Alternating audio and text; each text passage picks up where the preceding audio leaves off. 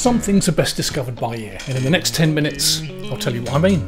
I've been chatting to a good friend of mine, Steve, from Steve Guitar. He's on YouTube and I'll put his channel there, about modelling amps. He's got the Mustang GTX50 and I've got this NUX MG300. I'll let Steve give himself a quick introduction. Thanks, Derek. I appreciate you having me on your channel. This is gonna be a lot of fun. Your work is so good, your videos, your style, your playing, everything about it is top notch, so I'm humbled to be here.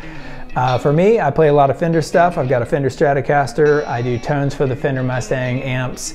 I play a Taylor GS Mini and other gear and do live looping demos, gear reviews, and guitar lessons. So check it out, and anyway, glad to be here with you on this tone shootout. Here we go. During the conversation, we wondered which one of these digital effects processors could create the most accurate tones. More specifically, which one could create the best Hendrix tone. So in this video, we're going to shoot out the two modelling processors. But first, I'm going to take you through my process, creating what I think is a good Hendrix Little wing tone on the NUX MG300. Steve's done the same thing, so pop over to his channel where he does gear reviews and lessons after this video to watch his process. I'll leave a link below so that you can check that out. But first, you'll see my process, then I'll play both mine and Steve's riffs back to back so that you can comment below on who you think got the closest tone. Hopefully, this should be nice and easy. I've got the NUX MG300, so that holds cab and amp IRs. So if I have a look on Wikipedia or have a look online, I can figure out what amp he used, what mic, what guitars, and emulate that into the MG300. Let's take a look. Okay, got a bit about Jimmy's career, what he did. Looks like quite interesting reading. Scroll. Lyrics. Live performances, Eric Clapton, recognition. Okay, there's normally links, so let's have a look at recording and composition. Okay, it looks like we've got the pickup selector on the guitar. Looks like the second position, or as I call it the second position, the one from the top, which is the neck and middle pickups. And it looks like he went through a Leslie speaker. Other than that, not much use. Let's take a look on some forums. Okay, looks like a lot of speculation. So-and-so has been quoted as saying, to me it sounds like, from what I've read. Okay, that one's not helpful. Okay, Dawson's Music, based in the UK.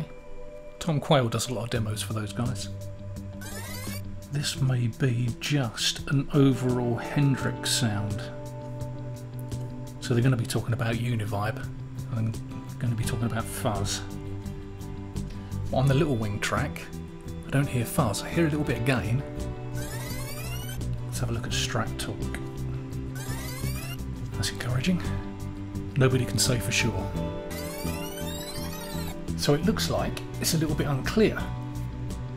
From what I've read, he used Marshalls live and used some Fenders in the studio.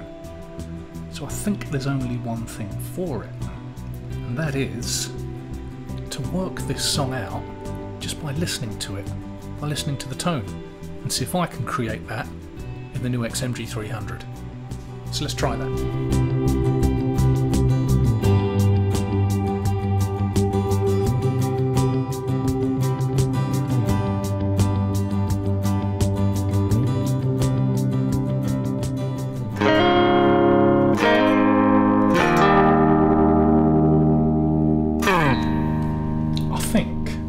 Could be it.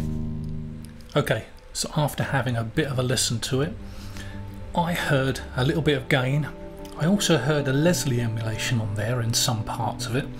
Heard a nice reverb, and there was a little bit of overdrive. So I tried some Fender Blackface amps, I tried Fender Bassman, some Fender Tweed amps, but in the end I settled on this Matchless amp and the Matchless cab. It is the Matchless DC212 cab with the amp.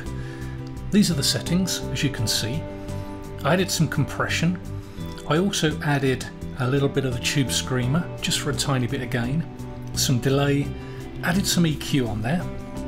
Let's bring up the EQ. These were the delay settings. These were the tube screamer settings, and we've got some fairly high compression on there. Modulation though, didn't go for the Leslie speaker, but I did go for a plugin or an effect on here called detune, because when I listen to the track it sounds slightly chorusy or slightly Leslie speakery, and this plugin or this pedal here called detune seemed to work perfectly well. And on the reverb I had a little bit of spring reverb, so in the end I'm quite happy with this tone. I'm going to be using my made in Mexico Fender road worn Strat. I'm going to go on the second position. I think I'm ready. So let's take a listen to what Steve and I came up with. The versions we play use artistic license, and that's a polite way of saying they may not be exact. But then again, there are so many different versions out there, it's not going to hurt to add 2 more.